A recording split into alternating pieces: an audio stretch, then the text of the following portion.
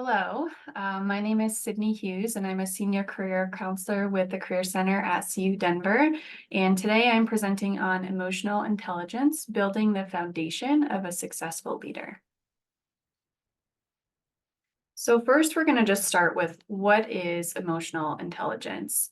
So emotional intelligence essentially is being able to recognize and understand your own emotions and then be able to manage those things. So, our kind of technical definition is your ability to recognize and understand emotions in yourself and in others, and then use that awareness to manage your own behavior and relationships. So, it's really focused on your emotions, fear, happiness, sadness, excitement, all of those emotions that we can potentially feel throughout our life. And how do we regulate those as different things come up? So there's a difference between EQ and IQ. IQ is very widely known, and EQ is really derived from standardized tests that are designed to measure your intelligence. So it's your ability to, solve problems, use logic, communicate complex ideas, things like that. But our IQ is based off of our knowledge, our intellect. Whereas EQ generally refers to your ability to, again, understand, regulate, and manage those emotions that we feel. So there's all kinds of things that come up. And a lot of times, I know for me in particular, I logic my way out of things, right? I can use my IQ to kind of help me work through things. But a lot of times your emotions are also significantly affected by those factors. And so your EQ is how we first understand those emotions in ourselves, show those emotions, outwardly, and then how do we also recognize those in others? So the reason that we kind of talk about EQ in terms of leadership, and I'll go into this further as we keep going, but EQ is just part of a whole person. And typically, as a leader, we have to show a lot of different parts of ourselves when we are leading a team, leading an organization, driving an initiative, etc. There's all these different kind of components of ourselves that show up in that space, and EQ is just part of that. It's just one piece of the puzzle. So, in terms of kind of the leadership and in the work context, IQ is what you bring into work. That's your knowledge, that's your background, that's your experience, right? Those are the things that we bring into the workplace. Your personality is who you are at work. So, I describe that a lot as like why we go about the work in the way that we do, or why we choose to do work in a certain way. That's our personality, those are our preferences for those certain things. But EQ is really the combination of both of those things. So, how do we make the most of both our expertise, our knowledge, our intellect, and how and why we choose to go about the things that we do?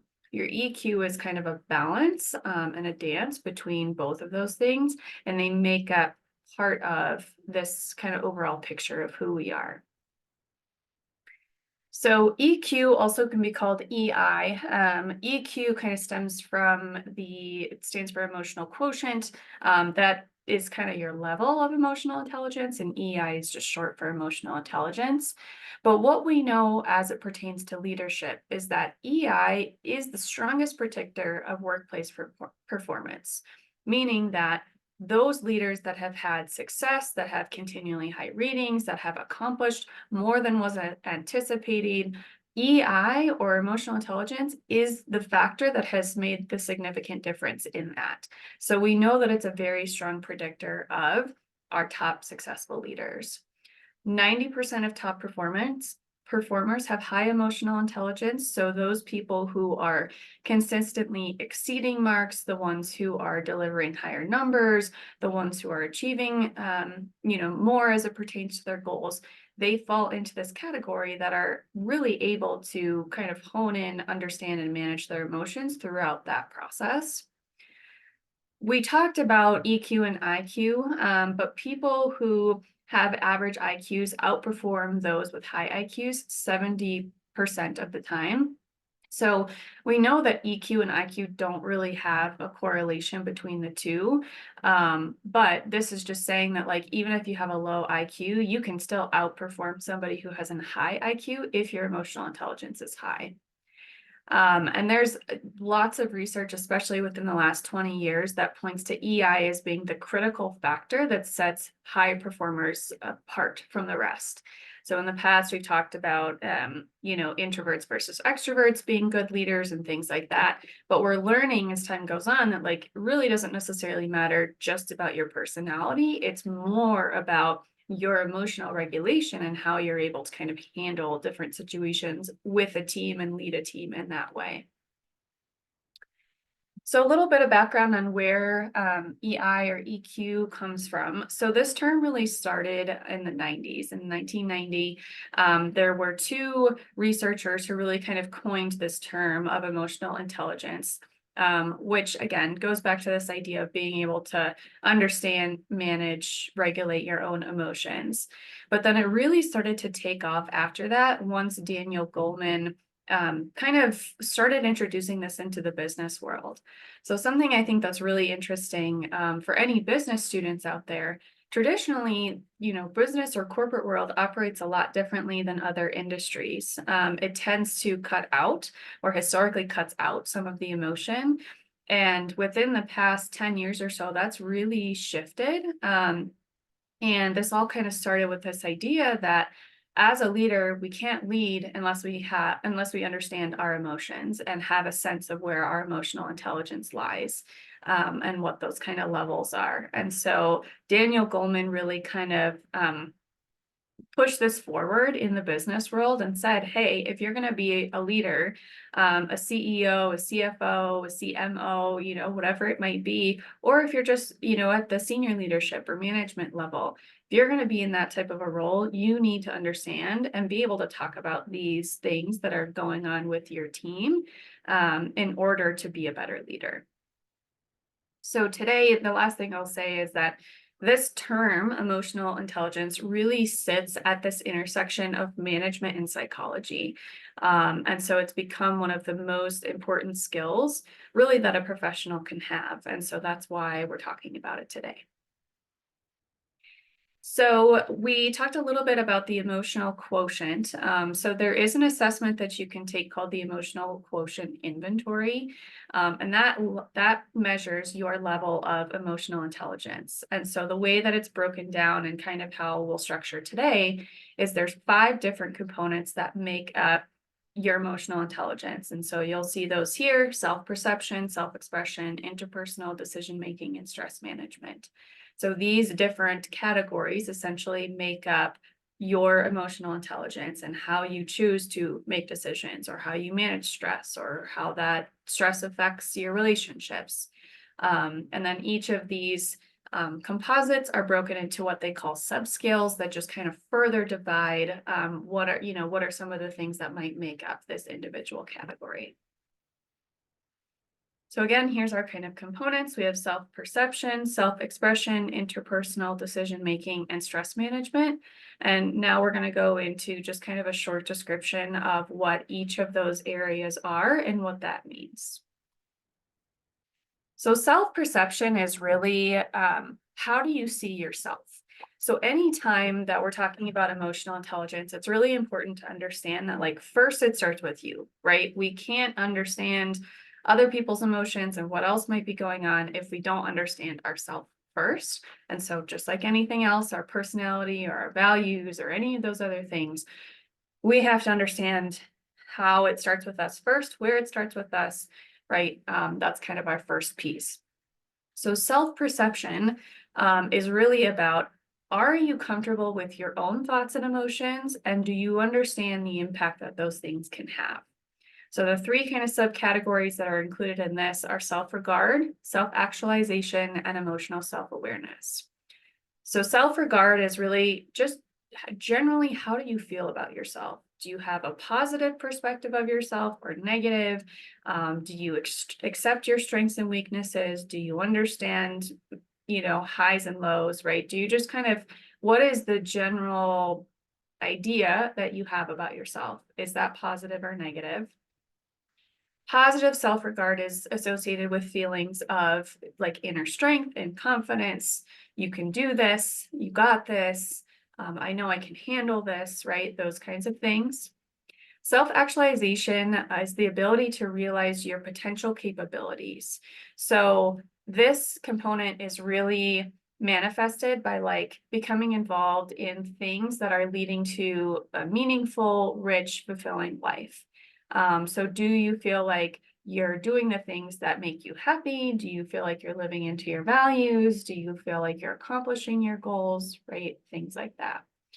So this is like, finding hobbies or doing things that you enjoy just because you enjoy them, not because we feel like we have to, not because we are being pressured in any one situation, but just genuinely leaning into things that give us joy, fulfillment, and meaning in our life.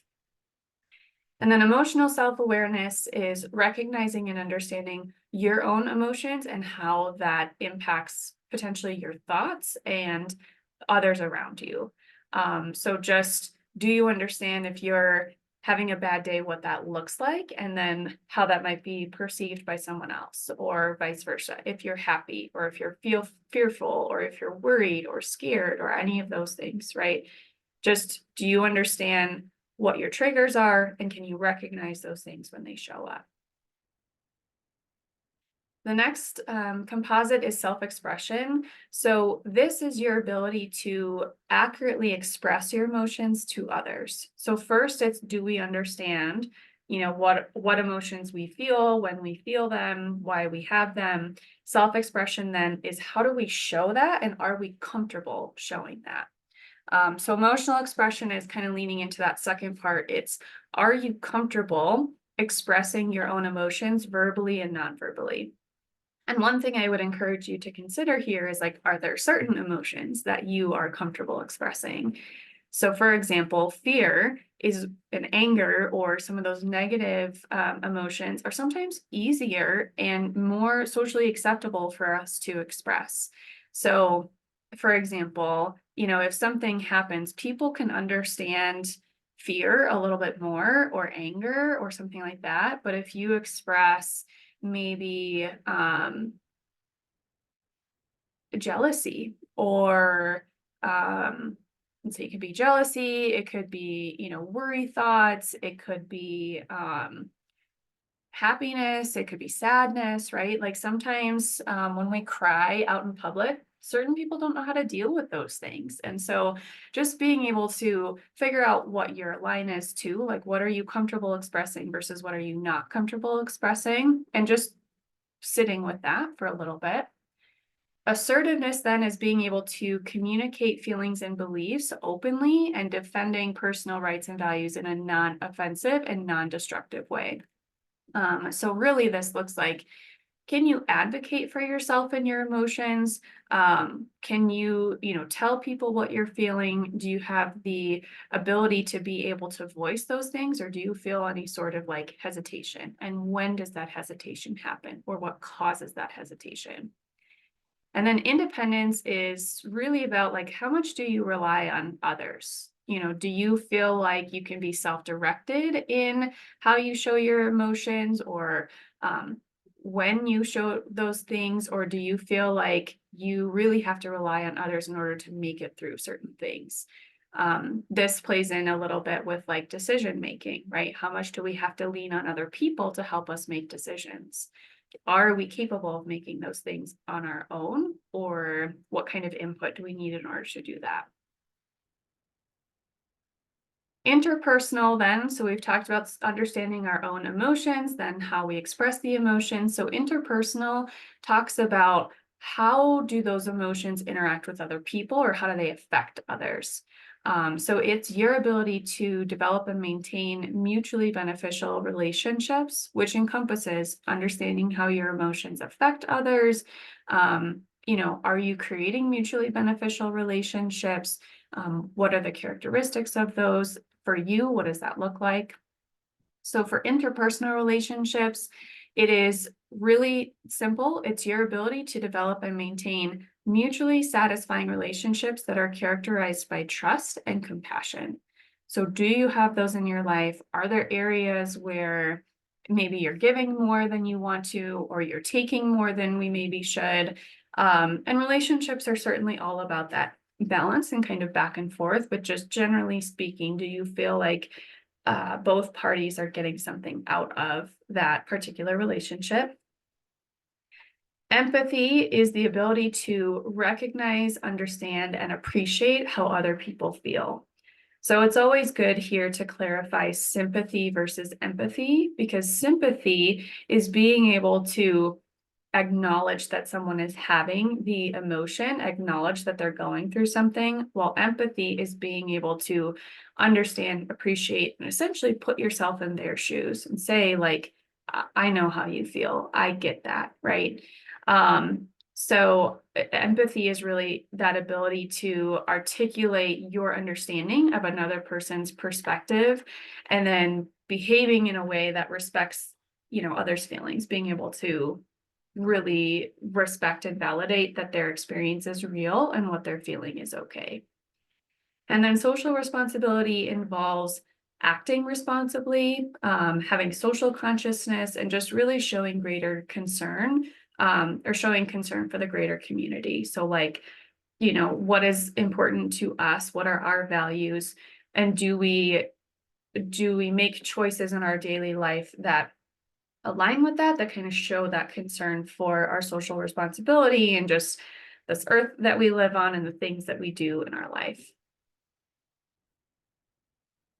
So then we come to decision making. And so these last two I think are really important, especially decision making, because this is where I see, emotions definitely can affect our relationships, but because emotions ebb and flow so much, I think people understand that with relationships, they can, right, sometimes it'll be up and sometimes it'll be down. But with decision making, that's typically something a little bit more final.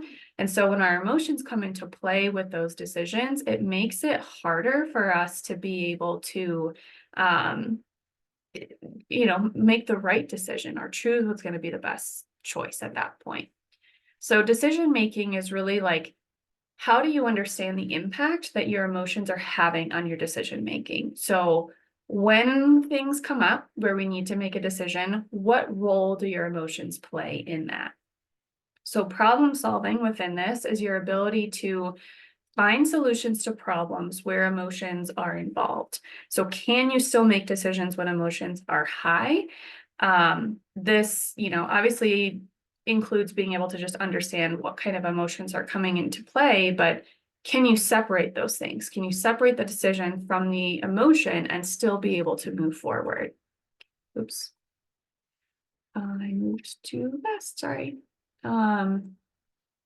Reality testing is the capacity to remain objective and just seeing things as they are. So like, can we understand what the situation is? Can we take in all of the facts? And can we maybe recognize where emotions or personal bias are coming into play and be a little bit less or be a little bit more objective in that process?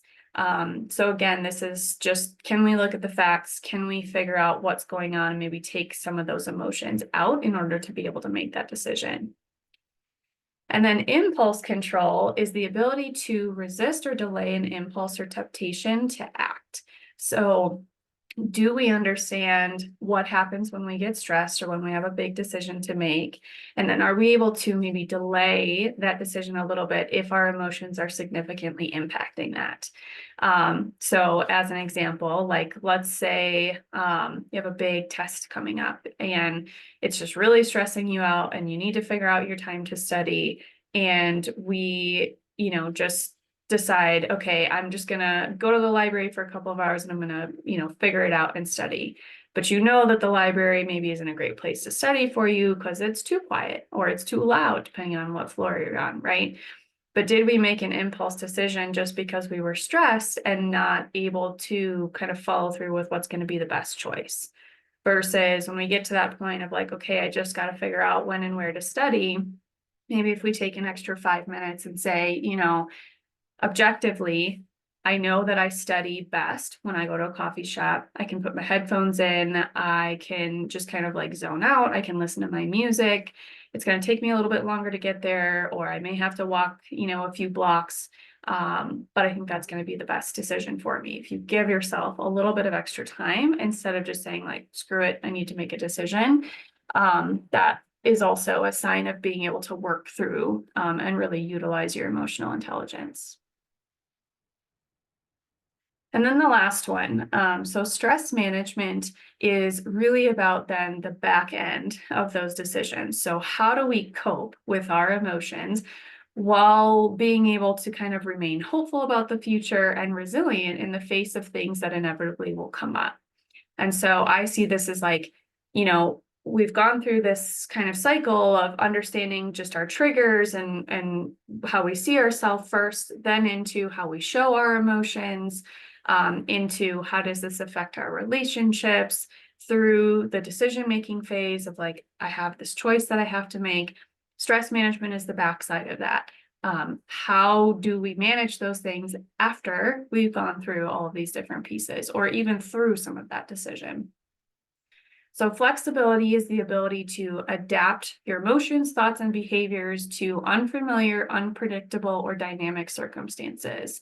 So it's okay. Again, none of this is saying don't feel your emotions, don't feel those things. It is saying feel them, understand them, and know when we need to let them go. So like, I'm a big advocate of like, sometimes, especially for me, I just have to sit in it. I have to sit in my emotions for a little bit, but a way to regulate that is to say, okay, I'm going to give myself 5 minutes or maybe 10 minutes, but I wouldn't go over that.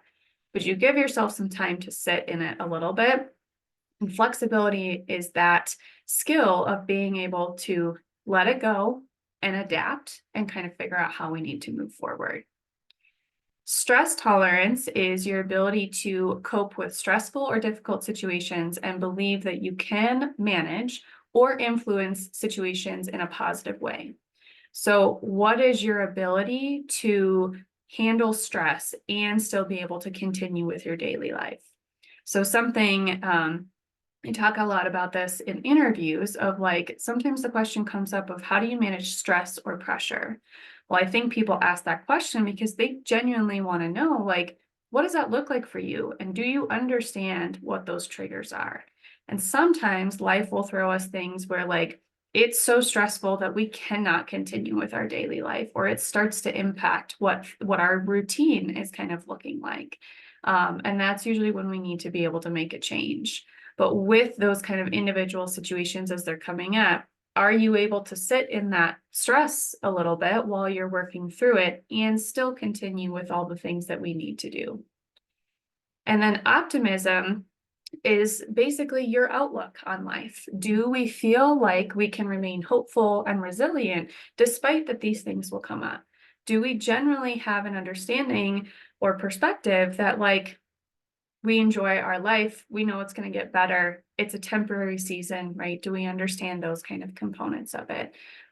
So if you have that ability to still remain positive and feel hopeful about the future, that's kind of what goes into our optimism. So next, I wanted to give you the opportunity to take an assessment. So this isn't the full emotional quotient inventory, but it is an online version that I think is pretty good. And so if you're watching this right now, I want you to just go ahead and copy this URL into whatever browser you use, pause the video, and give yourself some time to take this assessment. It takes, I would say, probably about 15 minutes to complete the assessment. And then it does give you a pretty detailed report right away. And so I would recommend giving yourself some time to read through it. There's some suggestions in there, things that we could maybe adjust based on your emotional intelligence score. But I want to give you some time for that. So go ahead and pause the video if you would like to take the assessment. All right. So one last thing I want to say before we kind of go into this next part is that your emotional intelligence will grow as you get older, as you experience more things, as you go throughout your life. It's very kind of common that our emotional intelligence will be a little bit lower when we're younger because we're still working through things. We're still learning how to deal with different circumstances and situations. We're learning what our triggers are. We're learning what that looks like for us. And so I'll just say that for those of you watching this, if you feel like you got a low score on that assessment, or if you feel like you're not quite where you want to be, that's okay. That is totally expected and normal. So I would use it as a learning opportunity to look at, where you're at currently, think about real life situations, which we'll do in the next couple of slides here. But just start to recognize those things that pertain to your emotional intelligence and what things tend to show up for you, and just keep tabs on it. And throughout the years, it will continue to grow. So we're going to do a little exercise here because I think with emotional intelligence, one of the best things that you can do to, one, just understand your own emotional intelligence, but two, be able to then continue to grow that skill is reflect and think about, when have I experienced this? What has it looked like? What was my trigger, right? So often I find that if we just reflected for 5 minutes, right, about something that we felt, our growth would exponentially grow, right? We would have so many more opportunities to learn from our own experiences and be able to grow in that. So what I want you to do next is just write down, grab a piece of paper or your phone or whatever, but write down 2 emotions that you felt today. What are 2 things that you experienced? Can be any emotion. And then I want you to think about, one, like, where in your body did you feel that? Was it a pit in your stomach? Was it butterflies? Sometimes we get cold, or we sweat, or we get goosebumps or chills or a headache, right? For some people, our body is really in tune with our emotions. And sometimes there's physical symptoms or places where we can feel that emotion. So think about anything else that kind of went along with that, any behaviors, any feelings, any thoughts, any energy. For example, like if it was anger, are there certain thoughts that tend to creep in? Why did this happen to me? Who did this? This is your fault. This is my fault. I made this happen, right? Sometimes those thoughts tend to creep in as well. What was the event that caused you to experience these things? What happened, or where was your trigger? And how was your mood? So when you were sad, happy, angry, excited, frustrated, what was your mood? What did that kind of look like? So I'll have you go ahead and pause the video again and just write down a couple of these things that you experienced today.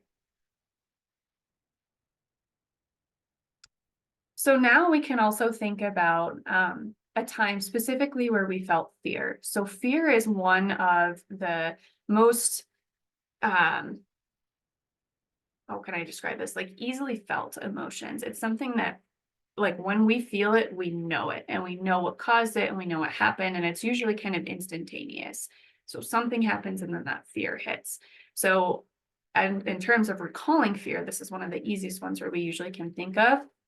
So think about a time where you maybe last felt fearful, something that happened. I'll give you an example. I have a 2-year-old, and I was at home with him, and I was going, I think I went into another room to go and grab something, and I turned around and my back door was open, and I immediately felt panic of like, where's my child? What happened? Is somebody in the house? Right? It was scary. Immediately, it was instantaneous. So place yourself in that moment of like, when you realize what that fear is. I should also say he was okay. He was just right around the corner in the door. So I brought him back inside and have since got a new lock. But right, you place yourself in that moment of what it looks like. And then let's consider, so now we kind of have a hold of that emotion. We're standing down the hallway like, oh crap, what happened?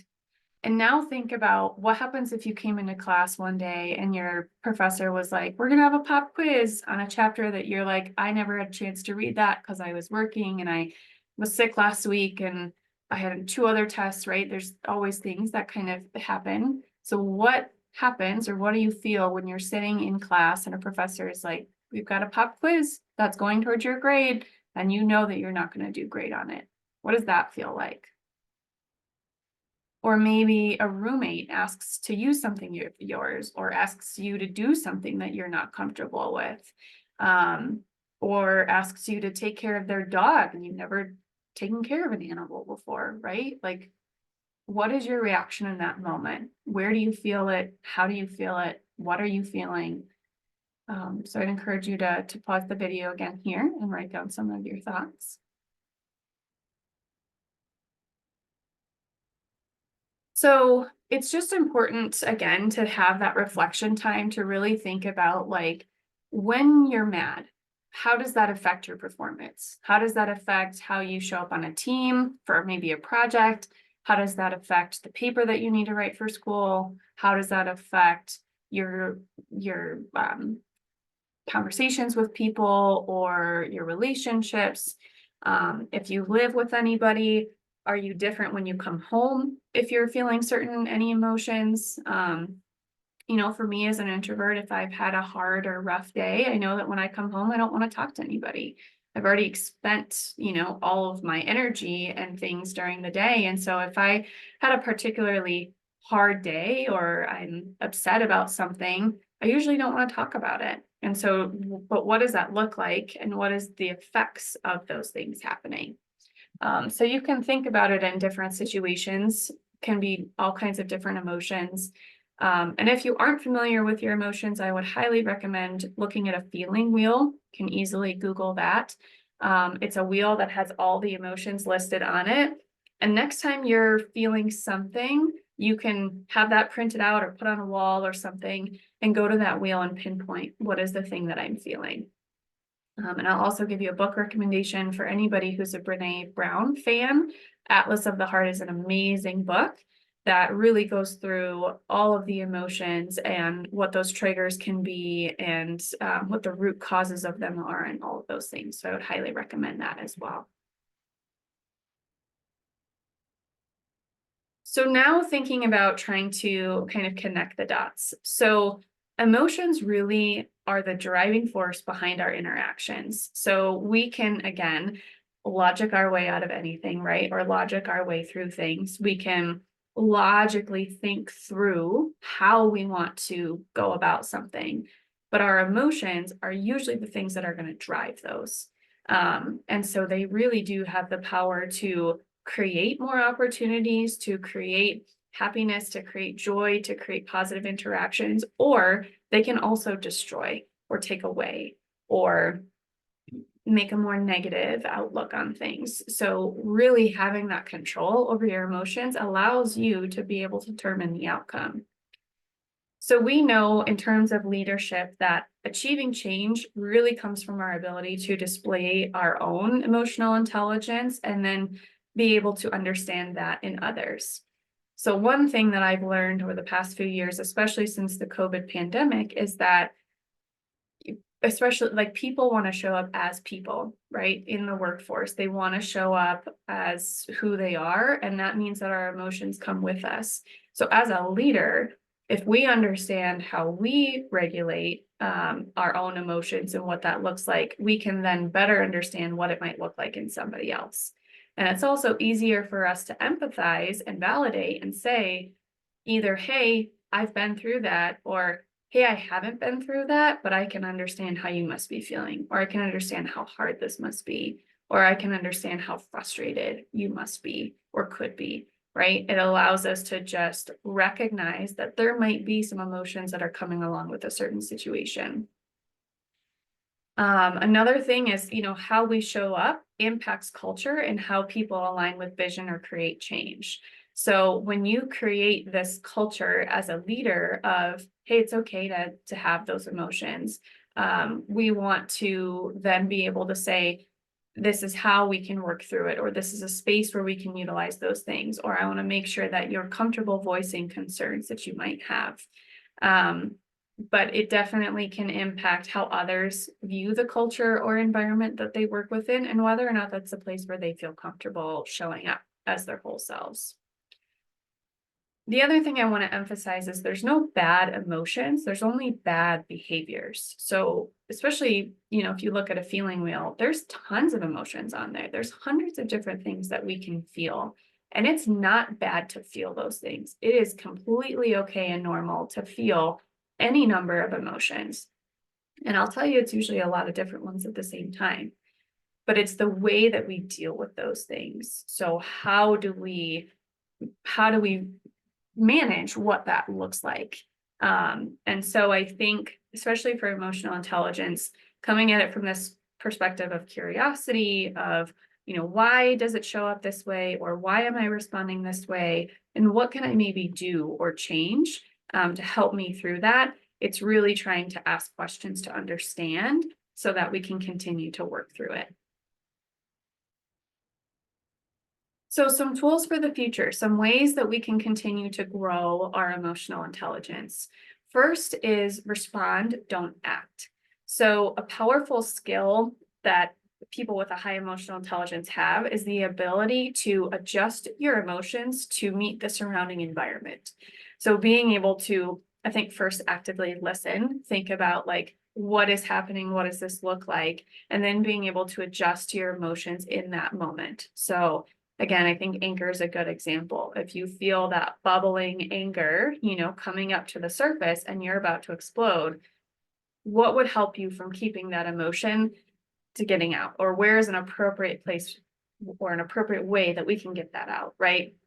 Hitting a wall or screaming at somebody or throwing something or whatever, especially in a workplace environment, that's not going to get us very far. So if we take a step away and come back when we're ready and say, I'm angry and this is why I'm angry, does that then produce more positive results for us to be able to move forward? Journaling is another great activity. I'm a big advocate for this. It's a healthy way to be introspective, to really decide, like, are there specific patterns that you have or behaviors? Is there certain ways that you express positive or negative emotions? But really being able to just increase your own self-awareness will help you grow with your emotional intelligence. Active listening, we mentioned this. I think in order to be an effective communicator and really connect with other people on your team, this is a vital skill. You have to be able to listen first. You listen first and then you respond so that your brain and your body has time to catch up with, like, in what way do you want to respond and what is appropriate for this moment.